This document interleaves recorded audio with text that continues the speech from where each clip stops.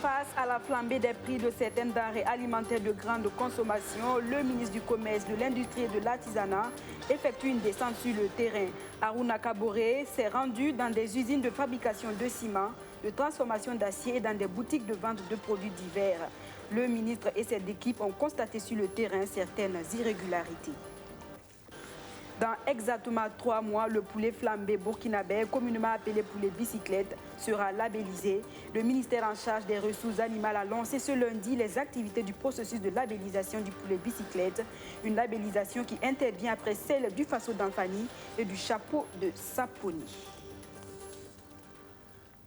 Voilà pour les titres de ce 13h. Bienvenue à tous et merci de nous suivre. Nous aurons en fin de journal un invité. Il s'appelle Issa Porgo. Il viendra nous parler de l'initiative SOS Lorum. Dans la suite de ce journal, dans ce rôle régalien de contrôle des prix et de qualité, le ministre en charge du commerce a fait hier le tour de quelques boutiques et alimentations et des usines de production de ciment et de fer de la capitale. Cette sortie terrain du ministre Aruna Kaboré vise à constater la conformité des prix et la qualité des produits de grande consommation conformément aux normes fixées par l'État burkinabé.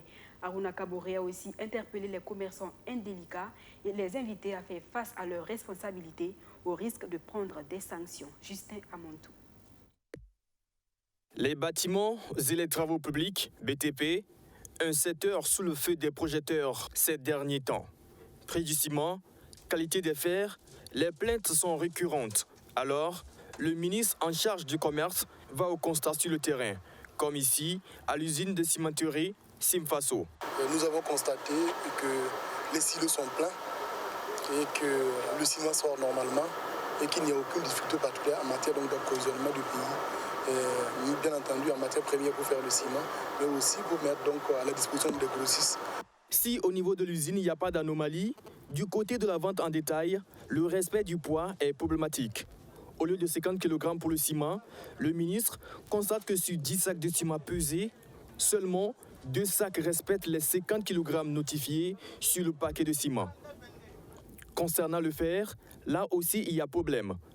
Les contrôleurs notent une insuffisance en matière du respect des normes. Nous avons constaté en tout cas qu'il y a parfois donc des pratiques illicites en matière de prix, mais aussi souvent des poids de produits qui ne respectent pas les normes, que ce soit au niveau donc, du ciment comme donc, du fer. Nous avons constaté qu'il y a des commerçants qui pratiquent l'activité commerciale, notamment au niveau des importations, sans pouvoir fournir des documents conséquents d'importation. Ce qui laisse à croire qu'il y a certainement donc de la fraude. Et qui dit fraude dit forcément situation donc de contrefaçon, parce que très souvent les produits de la fraude sont aussi des produits de contrefaçon. Cela nous permet donc de renforcer, nous interpelle à ce que nous renforçons davantage notre dispositif et aussi que nous puissions continuer à développer des initiatives pour permettre à la fois donc de contenir les prix, mais aussi d'offrir aux populations des alternatives en matière donc de produits. Également dans le collimateur des contrôleurs, la qualité des huiles de consommation sur le marché et la disponibilité des céréales. Ici à Sonages, Société nationale de gestion du stock de sécurité alimentaire, les Burkinabés dans le besoin ont du mal à se procurer le sac de maïs de 50 kg, dont le prix est fixé à 6 000 francs CFA. Pour être dans le rang, c'est la bagarre. Depuis 5 heures du matin, je patiente. Ceux de devant disaient que ce n'était pas mon tour. Mais je suis restée, plus la force de patienter. Nous sommes 2, je suis la seule à avoir le sac.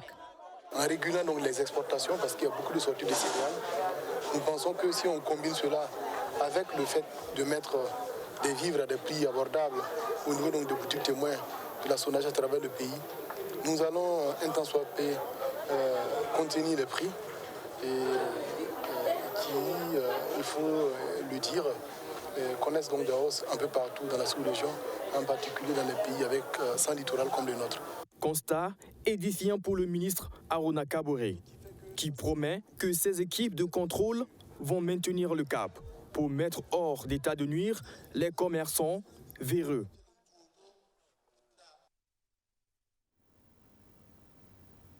Le processus de labellisation des produits made in Burkina s'élargit. Après la labellisation du Faso d'Anfani et du chapeau de Saponé, le ministère en charge des ressources animales veut sécuriser les poulets locaux communément appelés poulets bicyclettes. Cette labellisation, attendue dans les 3 prochains mois, permettra de définir les normes et les caractéristiques du poulet bicyclette, toute chose qui favorisera le développement du secteur de l'élevage au Burkina Faso. Sandrine Zougouri. Le poulet local qui a des vertus et qui est beaucoup apprécié sur le plan national, sur le plan régional et sur le plan international. Donc il était important pour nous de travailler à sécuriser l'appellation poulet bicyclette qui est une trouvaille du Burkina Faso. Et en même temps, ce processus va nous permettre de définir un certain nombre de normes et de caractéristiques du poulet bicyclette auxquelles nos éleveurs de races locales vont pouvoir s'approprier et contribuer à préserver en tout cas toutes ces qualités organoleptiques du poulet bicyclette. Le processus de labellisation du poulet bicyclette est axé sur 4 points et pour l'amener à terme, 3 mois devront suffire. Une première étape qui va consister à une campagne d'information, de sensibilisation, mais également de collecte de données auprès des différents acteurs intervenant dans le domaine de la volaille. S'en suivra la deuxième étape avec la conception et la sécurisation d'un identifiant qui va permettre de différencier notre poulet dit bicyclette des autres types de poulets que nous avons non seulement au Burkina mais également au niveau de la sous-région EU.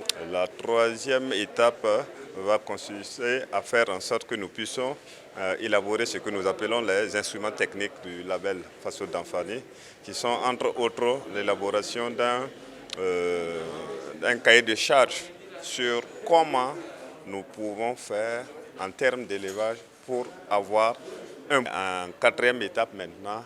Une chose est de créer un label et une autre est de faire en sorte que les gens puissent l'utiliser. La labellisation du poulet bicyclette répond également au souci de faire face à la concurrence. C'est quelque chose que nous devons préserver et faire en sorte que le label puisse constituer un élément clé pour la préservation de cette richesse que nous avons, mais également faire en sorte que l'ensemble des acteurs puissent tirer profit et que cette race ne puisse pas disparaître avec l'envahissement de notre pays par les différents types de poulets que nous constatons à gauche, à droite dans les différentes régions du Burkina.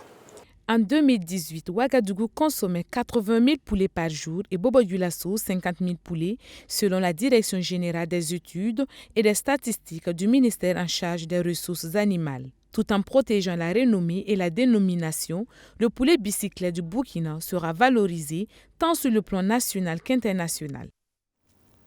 L'initiative présidentielle commune modèle vise à renforcer le leadership et la responsabilité des collectivités territoriales dans la fourniture des services sociaux de base et l'amélioration des conditions de vie des populations. Pour la phase pilote, 15 communes feront l'expérience. Le ministère en charge de la décentralisation était face aux maires des communes retenues pour les sensibiliser et les informer des objectifs de l'initiative commune modèle. Luc Parbelgen. Le ministère en charge de l'administration territoriale et de la décentralisation donne des informations aux maires sur l'initiative présidentielle commune modèle. C'est une initiative voulue par le président du Faso afin que les collectivités territoriales d'ici 2040 soient performantes, délivrant des services publics locaux de qualité et accessibles, impulsant un développement local inclusif et durable, entre autres. Cette nouvelle approche est perçue au plus haut niveau de l'État. C'est pourquoi le président du Faso, son Excellence M. Roch-Marc Christian Kaboré, qui assure le portage politique de la décentralisation, s'est engagé dans son programme de société à implémenter un modèle de gestion à travers une initiative dénommée Initiative commune modèle, devant aboutir à la mise en place d'un programme de promotion de communes modèles au Burkina Faso. Il s'agit stratégiquement de stimuler une saine émulation entre les communes actuelles afin de les transformer en communes modèles, devant assurer aux citoyens un meilleur état de bien-être social en priorité et amorcer un développement endogène pour l'atteinte des objectifs de développement durable à l'horizon 2030. C'est dans le cadre de l'implémentation de l'initiative commune modèle que le ministère de l'Administration territoriale et de la décentralisation, en collaboration avec le bureau de suivi du programme présidentiel, organise cet atelier. Il s'agira au cours de la rencontre de présenter le contenu de l'initiative, de recueillir les contributions des participants et de décliner les prochaines étapes de la mise en œuvre de la phase pilote. Littérature à présent, le magistrat Jean-Prosper Silga vient de mettre sur le marché littéraire sa toute première œuvre intitulée « La pratique de la saisie-attribution des créances en droit OHADA », un document de droit dans lequel l'auteur apporte des éclairages et des solutions pour faciliter les procédures de recouvrement forcé de créances. Archimède Boy. Les praticiens du droit disposent désormais d'un référentiel pour mieux aborder les questions en lien avec les contentieux du recouvrement des créances et des voies d'exécution.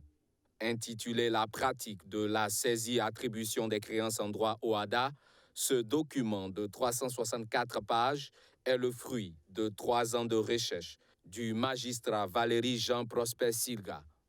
L'ouvrage, qui se veut technique et professionnel, entend contribuer à résoudre de façon pacifique les contentieux du recouvrement des créances, tout en expliquant aux acteurs concernés comment s'y prendre. Cette procédure, elle intervient en matière de recouvrement forcé des créances. Quand vous avez un titre exécutoire, c'est-à-dire que vous êtes déjà adressé au juge. Le juge vous a donné gain de cause et il a rendu une décision qui est définitive, c'est-à-dire qui est passée en force de chose jugée, en ce sens que toutes les voies de recours, soit qu'elles n'ont pas été exercées, ou bien qu'elles ont été exercées mais elles n'ont pas prospéré. L'œuvre est dédicacée ce 2 juillet en présence des acteurs de la chaîne judiciaire. Elle va ainsi permettre au public cible, que sont les magistrats, les responsables d'établissements de crédit et les juristes, d'appréhender les difficultés du recouvrement des créances afin de mettre en œuvre des procédures de saisie-attribution des créances les plus adaptées. Nous avons toujours besoin que des praticiens écrivent, donnent leur expérience, donnent leur lecture doctrinale sur la mise en œuvre de tous les actes uniformes OHADA. C'est ça qui permet aux législateurs, après, de les réviser et de changer les dispositions qui ne marchent pas bien pour les remplacer par de meilleures dispositions. Le livre coûte 25 000 francs CFA et il est préfacé par Maître Jean-Claude Bonzi, juge à la Cour commune de justice et d'arbitrage de l'OHADA. Par ce document, l'auteur veut faciliter l'appropriation du droit OHADA dans son ensemble, mais aussi sa vulgarisation. Le magistrat Jean-Prosper Silga a exercé toutes les fonctions judiciaires avant d'être président de chambre à la Cour de Ouagadougou. L'Union européenne, dans le cadre du programme d'appui aux industries créatives et à la gouvernance de la culture, a offert au ministère de la Culture, des Arts et du Tourisme du matériel roulant et de bureaux. Le don, estimé à 75 millions de francs CFA, est destiné aux acteurs publics et privés de la culture. On retrouve à nouveau Archimède Boy. Élise Ilboudo-Tiombiano reçoit des mains de l'ambassadeur de l'Union européenne un véhicule flambant neuf. À cela s'ajoutent des cyclomoteurs, des ordinateurs et des imprimantes. Ce don rentre dans le cadre du programme baptisé PEC-GC, le programme d'appui aux industries créatives et à la gouvernance de la culture. Du matériel destiné aux acteurs publics et privés du monde de la culture.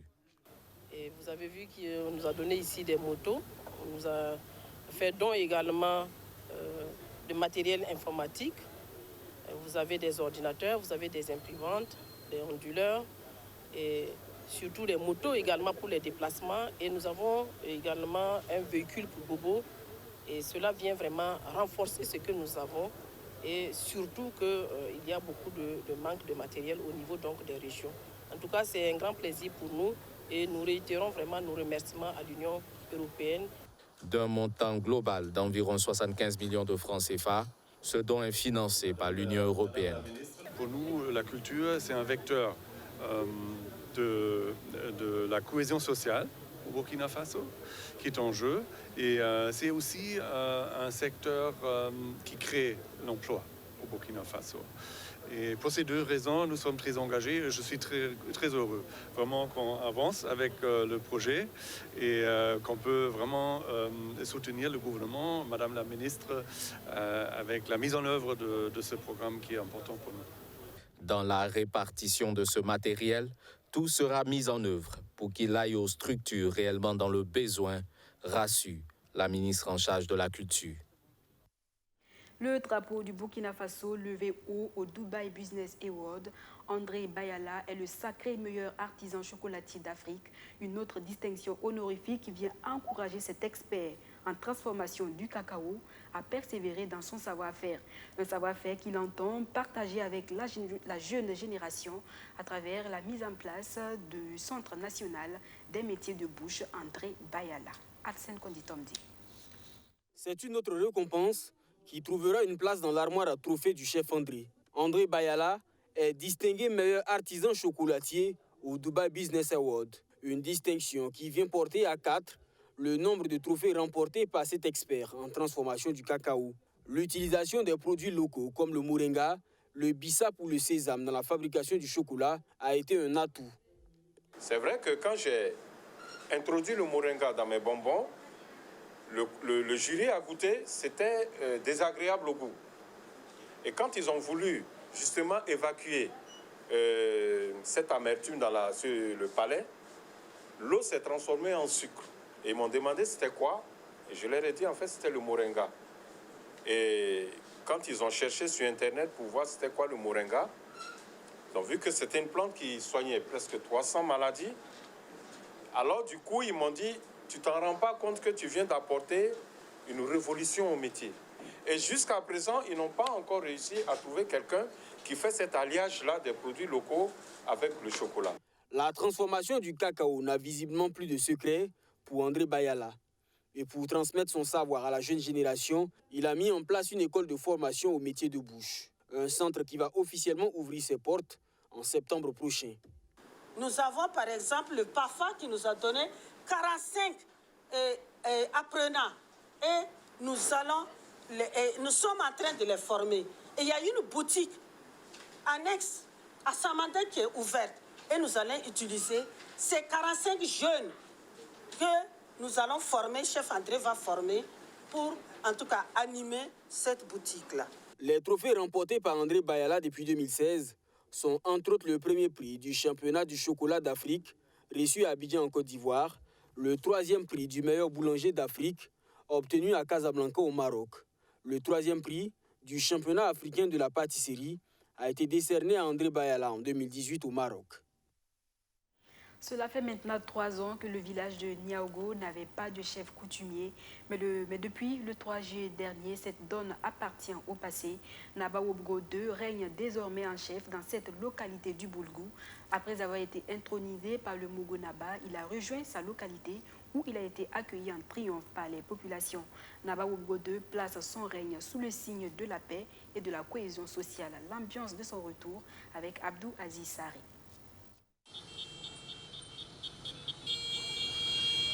Dans ce long cortège se trouve le nouveau roi de la commune rurale de Niaogo. Naba Wobgo II est en route pour sa localité avec son bonnet de chef qu'il vient de recevoir des mains du Moro Naba Banoro. Mais avant, il passe se présenter au Naba Tigre de Sondré, par ailleurs son neveu. Occasion pour Naba Wobgo II de prendre part à des rituels conformément à la tradition.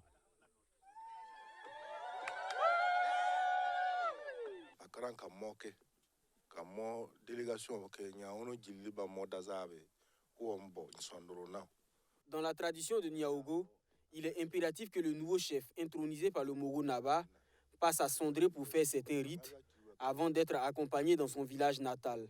C'est pourquoi aujourd'hui, je suis ici avec les notables pour sacrifier à cette tradition.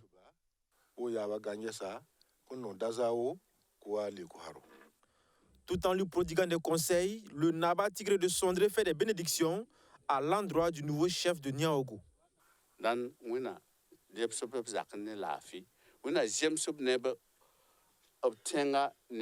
Que Dieu l'accompagne jusqu'à son village. Que Dieu fasse qu'il s'entende avec sa population. Aussi, je souhaite qu'il soit franc avec ses notables ainsi qu'avec les autres personnes âgées du village. Longue vie à Naba Wobgo. De Sondré, Naba Wobgo II et sa délégation prennent la direction du palais royal de Kaïbo, dernière étape de la visite avant Niaogo.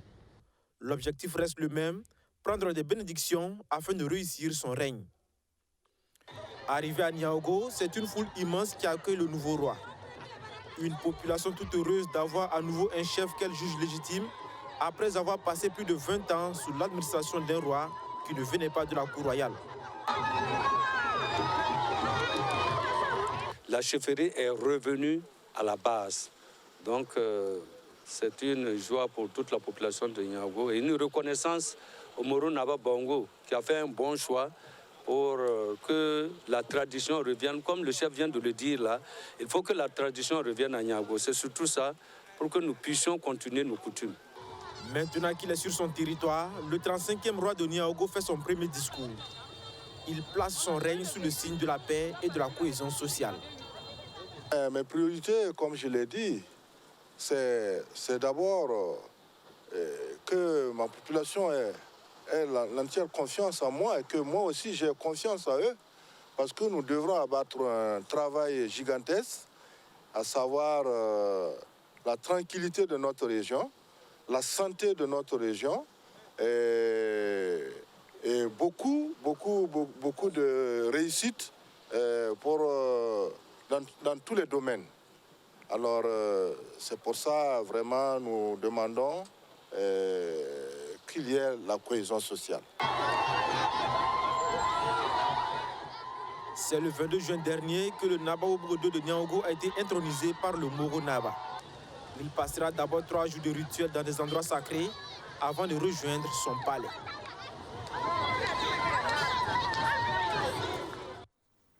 On en vient à la page entretien de ce journal. Je reçois pour vous M.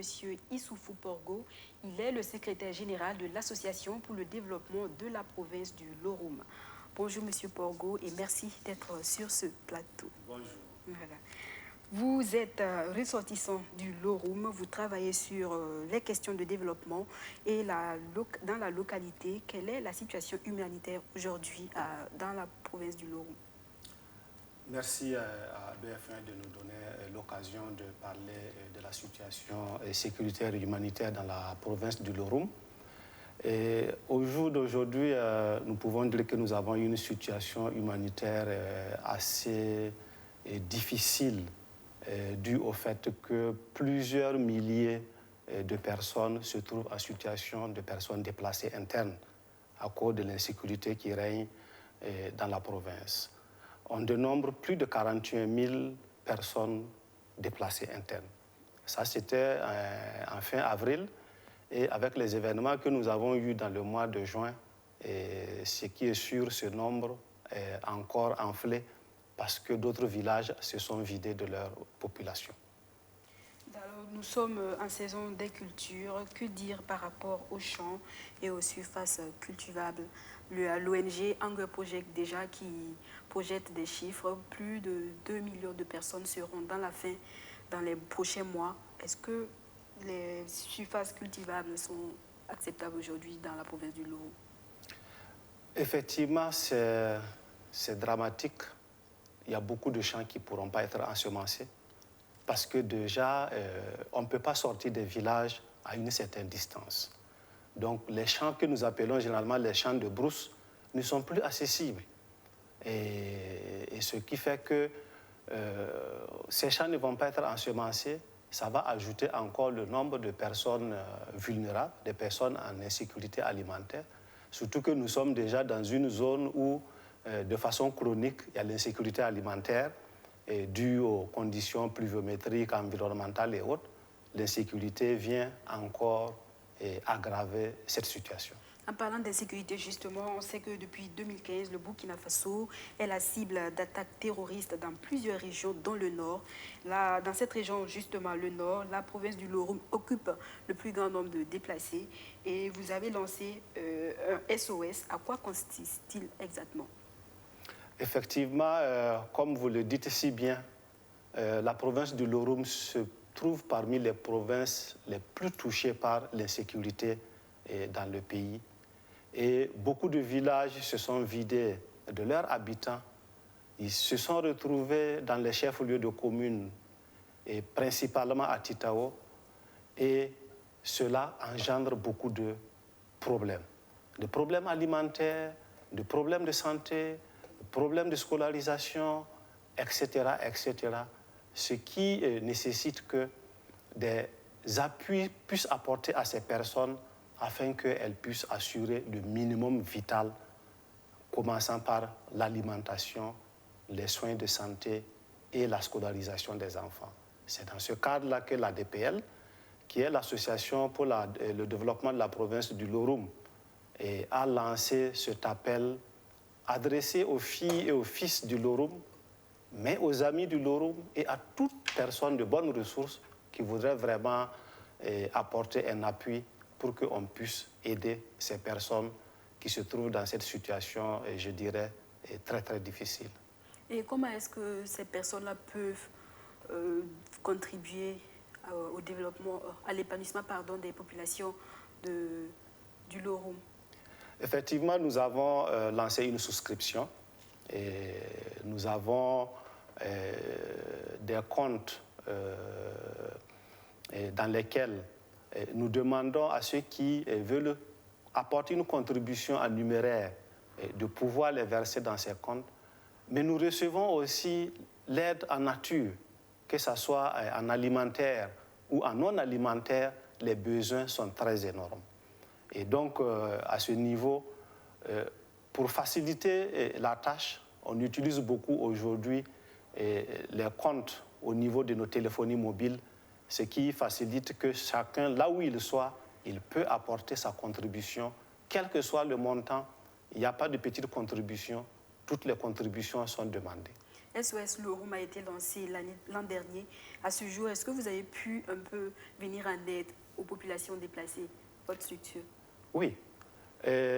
En 2019, nous avons fait une opération qui nous a permis d'apporter du vivre, du non-vivre et du numéraire aux coprosures du Loroum pour aider les personnes déplacées internes et les volontaires. En 2020, nous avons encore mobilisé des ressources pour encore aller appuyer ces personnes déplacées internes. Et cette fois-ci, nous lançons encore un appel. Mais cette fois-ci, nous avons dit nous allons lancer un appel permanent. Parce que les besoins ne sont pas des besoins sporadiques, ce sont des besoins qui sont là en permanence et à tout moment, on a besoin d'apporter une aide à ces personnes-là. D'accord. Un dernier message à l'endroit des populations.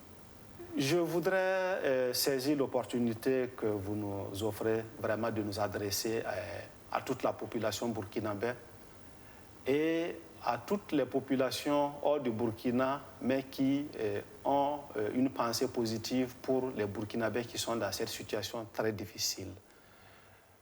Le gouvernement et ses partenaires font ce qu'ils peuvent, mais nous avons besoin que tout le monde se mobilise parce que les besoins sont énormes. Et il va sans dire que c'est une action sociale et nous voulons que tout le monde puisse contribuer. Burkinabé, non-burkinabé, ressortissants du Loroum, non-ressortissants du Loroum, votre contribution est demandée et l'ADPL vous dit merci pour ceux qui ont déjà apporté leur contribution, ceux qui sont en train de le faire et ceux qui ont un projet de le faire. Merci, Monsieur Porgo. C'est la fin de cet entretien. Je rappelle que je recevais pour vous Monsieur Issoufou Porgo. Il est le coordonnateur, il est le secrétaire général de l'association pour le développement de la province du Loroum. Vous restez avec nous, Monsieur Porgo, et pour clore ce journal et nous parlons de sport. La finale du championnat national de première division de volleyball s'est jouée le week-end dernier à Ouagadougou. Une finale qui a opposé l'AS Douane à l'USFA. Chez les dames, tout comme chez les hommes, l'AS Douane a pris le dessus sur l'Union sportive des forces armées par le score de 3-7 à 0. Justin Amonto nous présente une finale très dynamique. C'est une belle finale pour l'équipe de l'AS Douane, hommes et dames de volleyball, ce 3 juillet. Ils sont sacrés champions de la première division de volleyball burkinabé. Quelques minutes plus tôt, c'est le coup d'envoi du premier match, la finale des dames. Les deux formations sont très vite allées à l'essentiel. L'équipe de l'AS Douanes, en blanc, enchaîne des buts en ne laissant aucune chance à son adversaire, l'Union sportive des forces armées, USFA, en bleu.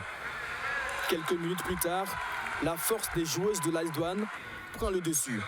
Manchette sur manchette, l'équipe de l'AS Douanes devance l'USFA en marquant des buts rapides. Elle écrase l'USFA par un score de 3-7 contre 0. Nous n'avons pas baissé les bras parce que nous étions champions et nous tenions quand même à défendre ce titre. Du côté des hommes, même scénario. La AS Douanes, en bleu et jaune, ne laisse aucune chance à la formation de l'Union sportive des forces armées en blanc. Le match s'achève sur un 3-7 contre 0 en faveur des bleus et jaunes. Ça a été facile dans le fait, mais en réalité, d'entrée de jeu, ce n'était pas facile, ce n'était pas du donné. Voilà. Mais au fur et à mesure que le jeu s'est déroulé, ça a été facile. Pour le capitaine de l'USFA, de ce match, il faut en tirer des leçons. Il y a 3 de nos joueurs qui viennent d'arriver à l'émission, donc ça fait qu'ils ne sont pas en jambes. Effectivement, il y a cette fraîcheur physique-là qui a marqué également. Il y a longtemps qu'on n'a pas été champion et on espérait vraiment être champion ce soir. Bon, mais malheureusement, ça n'a pas marché. Pour la Fédération burkinabé de volleyball, la compétition dans sa globalité est une réussite cette année. On a réussi ça dans la période indiquée, dans la saison sportive. Et je profite de remercier tous les acteurs du volleyball qui nous ont permis d'avoir ce résultat. Et deuxième niveau, c'est que tout le monde a bien joué, les équipes étaient de taille et la fête a été belle. Le ministère va toujours jouer sa partition. Nous avons toujours soutenu et accompagné les différentes fédérations. Nous continuerons d'accompagner les fédérations, c'est les demander de mieux se préparer pour qu'une fois au niveau de la scène africaine, nous soyons vraiment bien vus, que nous revenons avec des médailles pour permettre à notre pays vraiment de se hisser sur la scène internationale. Le titre de la meilleure joueuse revient à Christine Sanou de l'AS Douanes. Et le meilleur joueur, côté homme, revient à Ismaël Sawadogo. Cette année, l'équipe championne reçoit une enveloppe de 700 000 francs CFA, en plus du trophée. L'équipe perdante occupe la deuxième place de la compétition. Une place sanctionnée par un trophée et une enveloppe de 400 000 francs CFA, côté homme comme dame. Voilà, ainsi s'achève notre version de l'actualité de ce 6 juillet. Merci de nous avoir suivis. Je vous retrouve demain pour un autre point de l'actualité. Excellente suite de programme sur la chaîne Au cœur de nos défis.